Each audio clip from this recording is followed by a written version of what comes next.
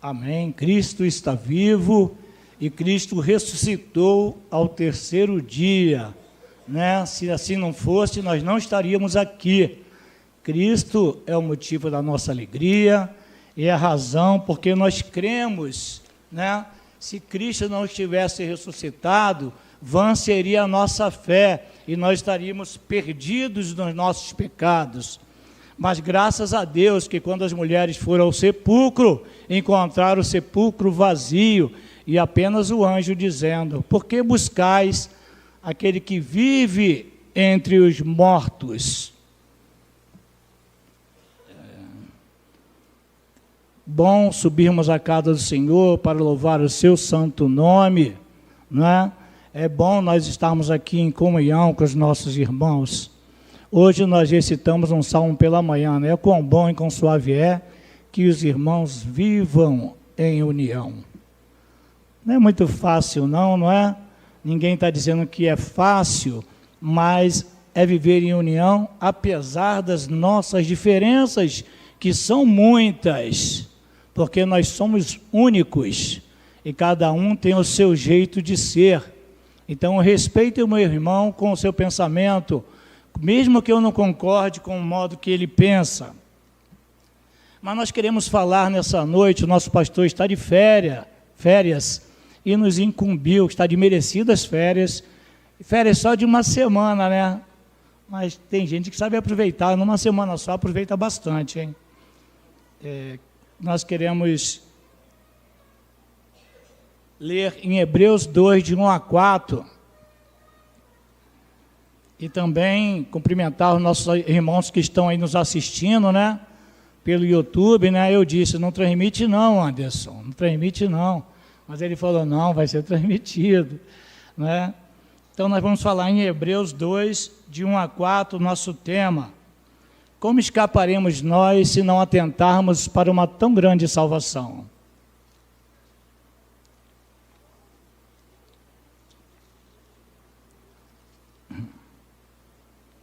Irmãos, eu estou assistindo uma série chamada The Chosen, né? Eu sei que muita gente aí já assistiu, e eu estou gostando muito, sabe? E eu fico observando que quando a gente lê a Bíblia, tem coisa que a gente não observa, e quando alguém faz um filme ou uma história, ele pesquisa muito para escrever aquilo ali. E ele mostra alguns detalhes, os próprios discípulos muitas vezes não se entendem entre si. E eu fico pensando, como é que pode, né? E a gente é igualzinho, né? A gente também tem alguns atritos, algumas diferenças, mas ainda bem que o nosso objetivo comum a gente concorda, né? Então, é muito empolgante essa série, eu estou achando muito bonito essa série do The Chosen. Hebreus 2, de 1 a 4.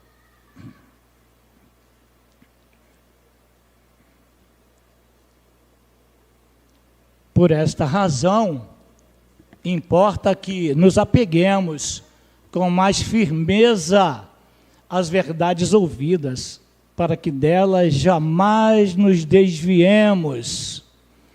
Se, pois, se tornou firme a palavra falada por meio de anjos, e toda transgressão ou desobediência recebeu o justo castigo, como escaparemos nós, se negligenciarmos tão grande salvação, a qual, tendo sido anunciada inicialmente pelo Senhor, foi-nos depois confirmada pelos que a ouviram, dando Deus testemunho juntamente com eles, por sinais, prodígios e vários milagres, por distribuições do Espírito Santo, segundo a sua vontade. Senhor, nós te agradecemos, ó Pai, por esta noite, por estarmos aqui, por estarmos sentindo a Tua presença benfazeja, o Teu Espírito entre nós, agindo, Senhor. Que bom, Senhor. Muito obrigado. Te suplicamos a direção para que falemos somente aquilo que o Senhor tem colocado em nosso coração. Senhor, usa-nos conforme o Teu querer. Nós oramos em nome de Jesus. Amém.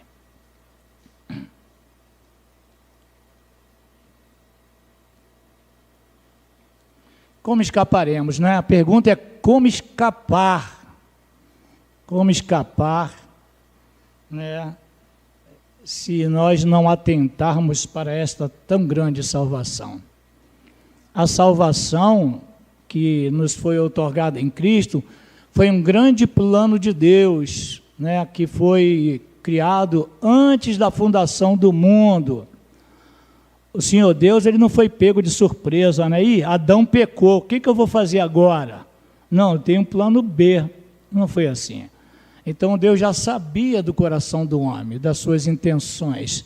Deus é onisciente, onipresente, onipotente, são os atributos de Deus. Então Deus conhece a nossa intenção. Deus não foi pego de surpresa. A versão da minha Bíblia, ela diz assim: como escaparemos nós se não levarmos a sério tão grande salvação?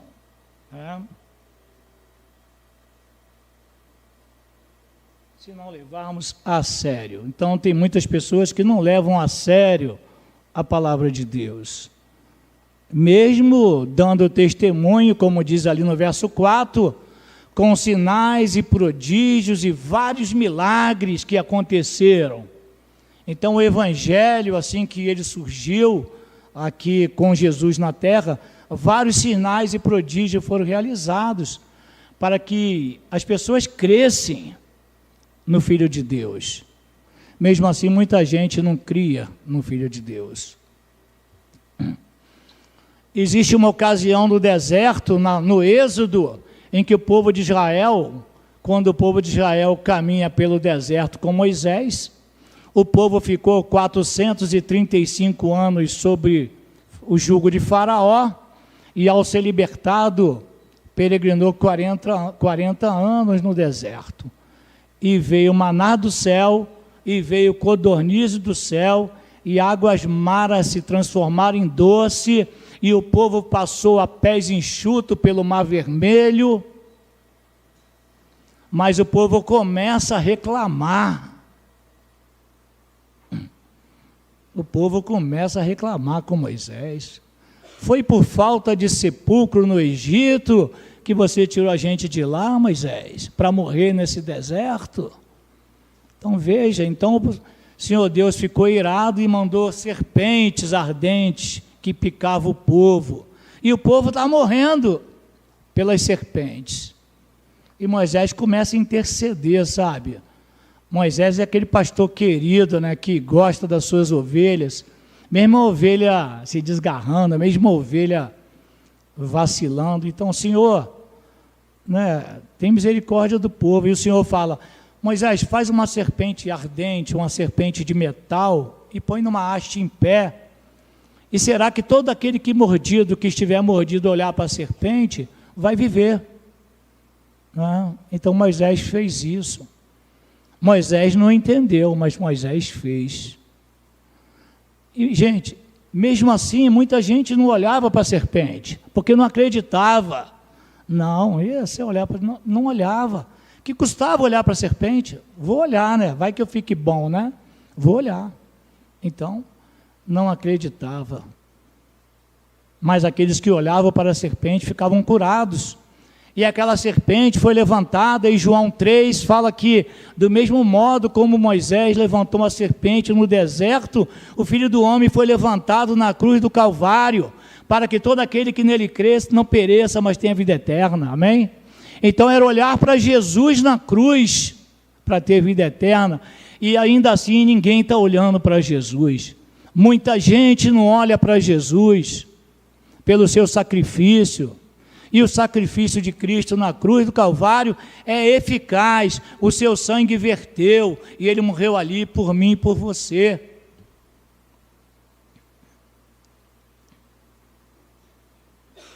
Porque Deus amou o mundo de tal maneira que deu o seu Filho unigênito, para que todo aquele que nele crê não pereça, mas tenha a vida eterna.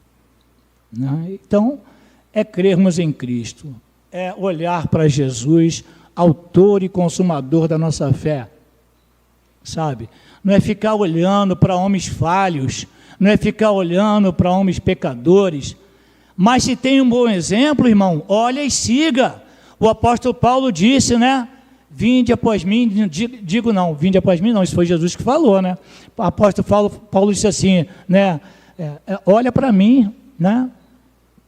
Sede meus imitadores, como eu sou de Cristo. Então eu olho para Paulo, para Tiago, para Pedro. Então as pessoas ficam falando assim, eu vou entrar para a igreja para ser igual fulano, para ser igual Beltrano. Não usa esses exemplos não. Olha para Jesus, aquele que não teve pecado, mas fez pecado por nós. E depois desse grande sacrifício de Cristo, ainda tem alguém esperando que aconteça alguma coisa para ele aceitar Jesus. Não, eu vou na igreja, mas eu não senti nada. Eu tenho que sentir um arrepio, eu tenho que ser curado, ou então tem que acontecer alguma coisa extraordinária. Mas já aconteceu, tá? Há mais de 2000 anos atrás, há 2024 anos atrás, né, Jesus morreu na cruz do Calvário por você e por mim. Creia. Creu Abraão e isso lhe foi imputado por justiça. Abraão foi o pai da fé. Não é porque Abraão entregou o seu único filho em holocausto, não. É porque ele acreditou que Jesus poderia fazer qualquer coisa. Porque ele falou, quando o Senhor pediu para Abraão imolar Isaque, Abraão pensou, mas como? Isaque será a descendência, é o filho da promessa, mas ele pensou, né?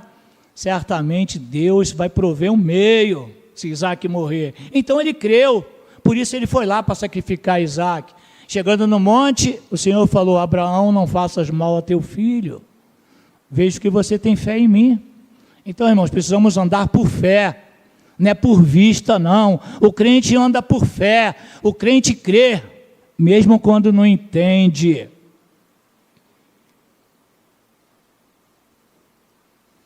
Então é importante a gente levar a sério a palavra de Deus, o Evangelho. Como escaparemos nós? Como? Não há escapatória, irmãos, se não atentarmos para uma tão grande salvação. Eu tenho que responder, não posso só trazer perguntas. Como escaparemos nós? Buscando ao Senhor. Porque Romanos 3,10 diz assim, se você abrir na sua Bíblia está lá. Não há quem busque a Deus, não há um justo, nenhum sequer, todos se fizeram execráveis, porque todos pecaram, todos carecem da graça de Deus. Então eu não queria trazer uma palavra muito pesada, mas entenda, irmãos, é a palavra de Deus que está dizendo, não há nenhum justo, nenhum sequer, não há ninguém que busque a Deus, ninguém quer buscar as coisas de Deus. Vou anotar o que eu escrevi, para não falar do meu próprio pensamento agora. Ninguém quer vir à igreja, cadê os crentes de nossas igrejas? Como os ímpios virão, se nem os crentes querem vir? Era para esses bancos estar tudo lotado. Não temos contagiado os nossos próprios irmãos, que dirá os vizinhos não crentes.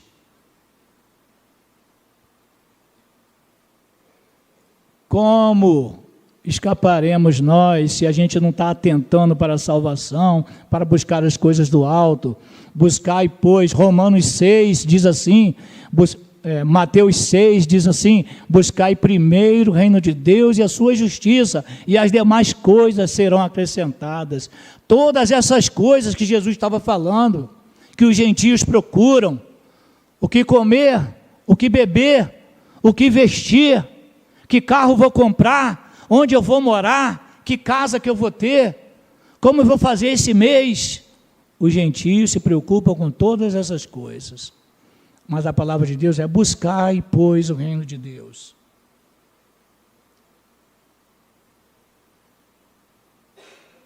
Temos que buscar o Senhor. Buscar na oração. Na oração. É o dia que a igreja está mais vazia. Buscar na doutrina. Buscar na comunhão. Buscar na oração. Na palavra, no jejum, na vigília. Quando foi a última vez que a gente fez uma vigília? Tem tempo, hein? A gente podia marcar outra, hein? Tem tempo. Temos que celebrar culto ao Senhor, né? O salmista diz: servir ao Senhor com alegria, apresentai-vos diante dele com cânticos. Então a gente vem na igreja para celebrar, é festa, é comemoração. Glória a Deus, Deus está aqui, Deus está agindo, está operando, e quando nós estamos aqui, Deus está cuidando de nós.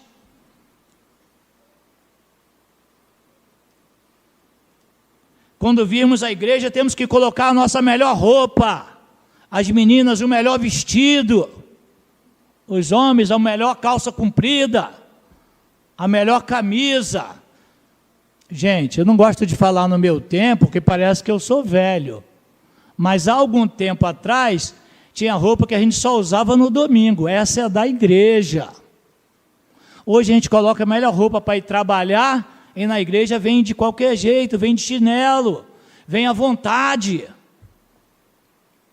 Se a gente for numa audiência na justiça, a gente põe terno e gravata. Se eu for no Ministério Público para uma audiência, eu vou da melhor forma, às vezes eu vou até como testemunha, eu vou bem arrumado. E por que na igreja não? Aqui é casa de Deus, casa do Senhor. Isaías 55, 6 diz: buscai ao Senhor enquanto se pode achar. Por favor, um pouquinho d'água. Buscai o Senhor enquanto se pode achar, invocai enquanto está perto. Isaías 55, 6. Ele está perto de nós, está ao nosso lado, né? Haverá dias em que o povo vai querer buscar o Senhor e não vai achar, porque a sua palavra será retirada. O povo vai buscar a morte e não vai encontrar, a morte será tirada.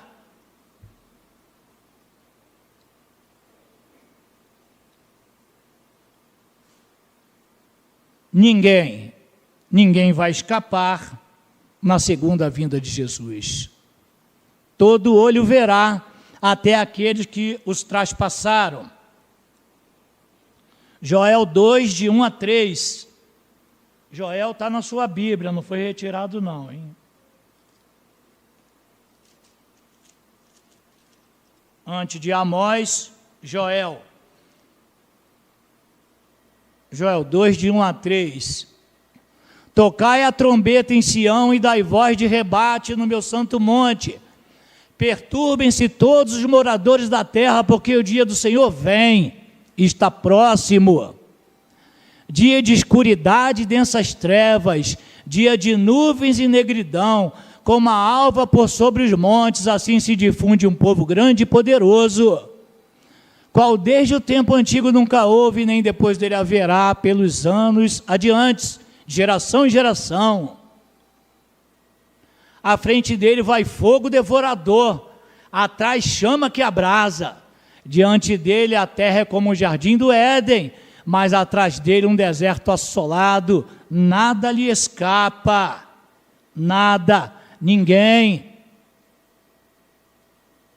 Dia terrível do Senhor para aqueles que não se atentaram para as coisas de Deus, para aqueles que não buscam o Senhor, para aqueles que se riem dos justos, para aqueles que não se importam com a salvação. Mateus 24, 29 a 31.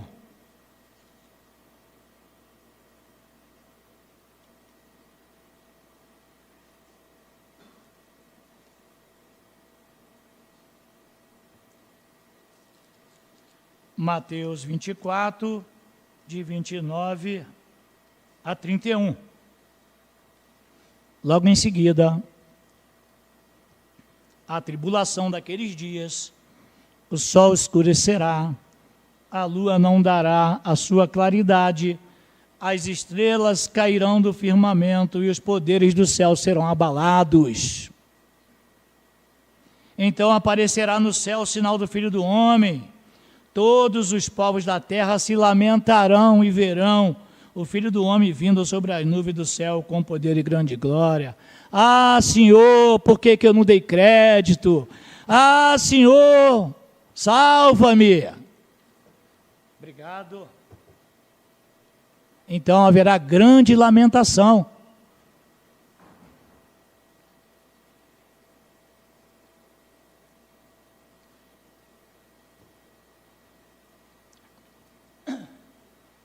Como nós nos apresentaremos, né?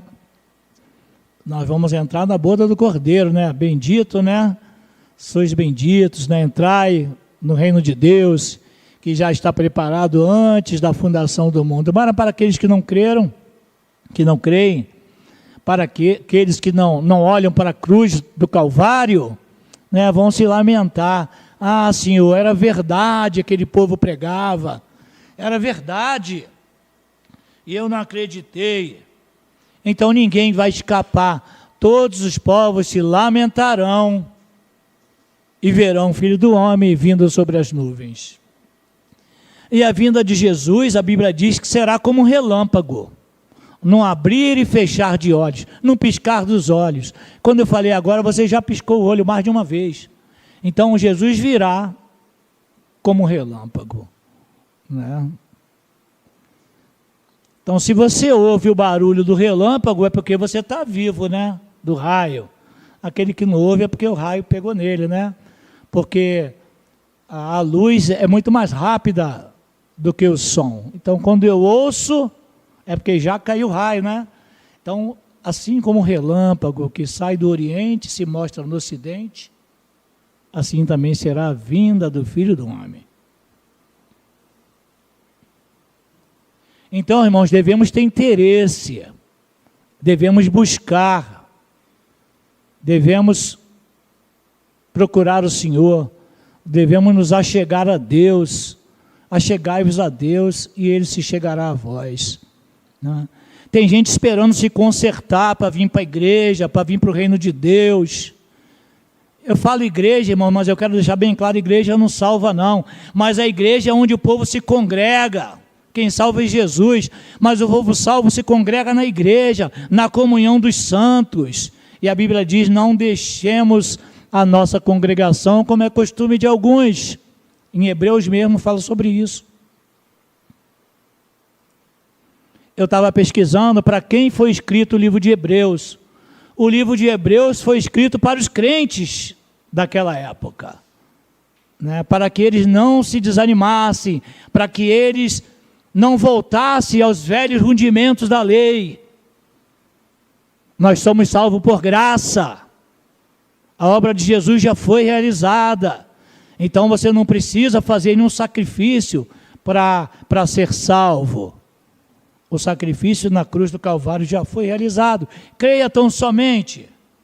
Creia no poder de Deus. Creia em Cristo como Salvador da sua vida. Creia que o sangue de Cristo vai nos remir de todo pecado e de toda injustiça. Creia em suas palavras. A palavra de Deus é viva e eficaz e foi escrita por homem santo, inspirado por Deus.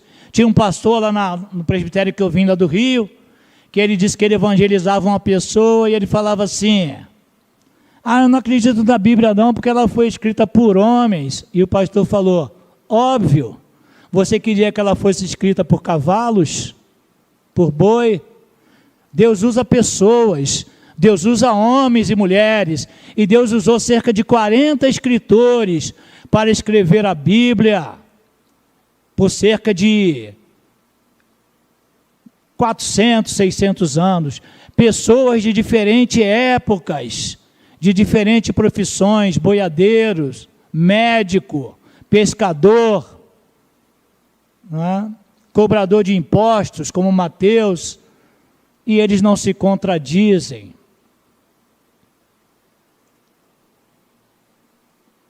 Deve haver um interesse,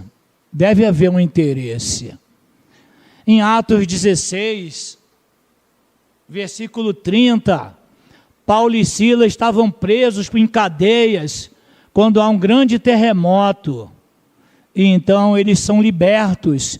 E o carcereiro, pensando que fosse morrer, ia tirar a sua própria vida. E Paulo e Silas falam para ele: não te faça nenhum mal, que todos aqui estamos. Mas por que ele queria se matar? Porque ele já estava morto. Qualquer preso que escapasse ali, a sua vida seria dada em troca. Ele era carcereiro, ele não podia deixar nenhum preso fugir. E ele, apavorado, ele pergunta para Paulo e Silas: o que devo fazer para ser salvo? Veja que há um interesse, né? Você deve perguntar isso: o que eu devo fazer para ser salvo? E o que Paulo e Silas falam? Você precisa subir a escada da penha de joelho, você precisa fazer uma procissão até Aparecida, você precisa andar de joelhos, você precisa acender velas. Foi isso que Paulo e Silas disse? Não. Crê no Senhor Jesus Cristo e será salvo, tu e tua casa. Creia. Deve haver interesse. O que devo fazer? O que eu preciso fazer? Então tem pessoas que chegam na igreja aqui, irmãos, e depois da mensagem, nem vem aqui na frente, procura o pastor e fala assim: eu quero ser membro dessa igreja. O que eu preciso fazer? Eu quero engrossar as fileiras, eu quero ser crente também, eu quero me batizar. Eu quero professar a minha fé. Eu quero testemunhar do amor de Deus. Então, irmãos, a gente precisa, nesse texto que nós lemos, de Hebreus, está manifesta aí a justiça de Deus. Deus é amor, a essência de Deus é amor. Não é que Deus tenha amor, Deus é amor. Deus é amor. Mas Deus é justiça. Então, no terrível dia do Senhor, no dia da vingança do Senhor, a justiça será feita. Eu estou terminando, eu trouxe uma ilustração. Sentado no banco dos réus, o título da ilustração: juiz não é amigo. Juiz não é amigo. Sentado no banco dos réus, o homem direcionava o seu olhar ao juiz com um misto de expectativa e curiosidade. Assim começava uma história que ligava passado e presente de forma surpreendente. Velhas recordações, como ondas do mar, surgiram na sua mente. De repente, um lampejo de memória trouxe à tona uma revelação impressionante. Aquele juiz, agora imponente no tribunal, havia sido seu companheiro fiel de escola. Sim, eles tinham compartilhado risadas, desafios e até sonhos. Sentados lado a lado nos antigos bancos escolares, tinham formado uma amizade genuína. Com o passar dos anos, no entanto, os caminhos de ambos tomaram rumos distintos. Assim, a distância física foi acompanhada por uma distância emocional. Ainda assim, uma esperança aquecia o coração do homem. A crença de que seu velho amigo, movido pela antiga amizade, o pouparia de um veredito severo. Contudo, em um gesto de determinação e responsabilidade, o juiz, sem titubear, anunciou a sentença. Uma multa de valor significativo seria a penalidade imposta ao réu. A surpresa e a incredulidade tomaram conta do homem. Como foi possível? Ele pensou. O que levaria um amigo de infância a decidir de forma tão dura contra alguém com quem compartilhou tantos momentos? Em meio à confusão de sentimentos, uma ponta de amargura começou a emergir em seu coração, sinalizando a decepção com o antigo companheiro. No entanto, um novo capítulo dessa história estava prestes a desenrolar-se. Conduzido a uma sala reservada, o homem encontrou o juiz à sua espera com um sorriso caloroso e compreensivo. Ele disse: eu sei o que está passando pela sua mente. Começou o juiz buscando dissipar a nuvem de desconfiança. Como juiz, minha obrigação foi cumprida. Como juiz, minha obrigação foi cumprida. Mas como seu antigo amigo, estou aqui para estender minha mão e ajudá-lo. Não se preocupe com a multa, estou aqui para cobri-la. Assim, nessa jornada de surpresas e reencontros, uma verdade ressoa com clareza. Enquanto a justiça terrena segue o seu curso, o amor e a compreensão podem lançar uma ponte sobre as águas turbulentas da vida. Então, aquele juiz, numa sala reservada, o ajuda a pagar a multa, cobre a sua multa, porque eram amigos, mas não podemos confundir amizade e justiça. Não podemos pensar que, por Deus ser amor, que Ele não fará justiça. E volto à pergunta, como escaparemos nós? Deus é amor e justiça na mesma proporção. Ele nos ama e quer o nosso bem. Deuteronômios 30, 19, 17 e 18. Deuteronômios 30, 19, 17. Isso mesmo, começa pelo 19, não está errado não. Deuteronômio 30, 19. 19 diz assim: os céus e a terra tomo hoje por testemunha contra ti, que te propus a vida e a morte, a bênção e a maldição. Escolhe, pois, a vida para que vivas, tu e a tua descendência. 17 agora. Porém, se o teu coração se desviar, e não quiseres dar ouvido, e fores seduzido, e te inclinares a outros deuses, e os servires, então hoje te declaro que certamente perecerás.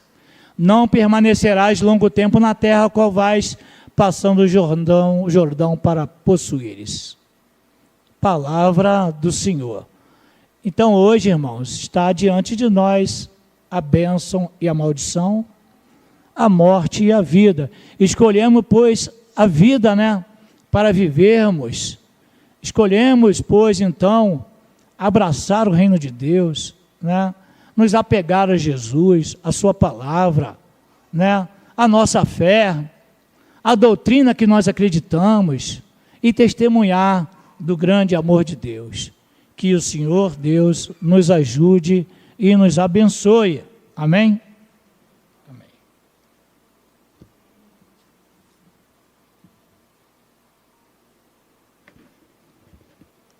Convido a igreja a colocar-se em pé, vamos orar.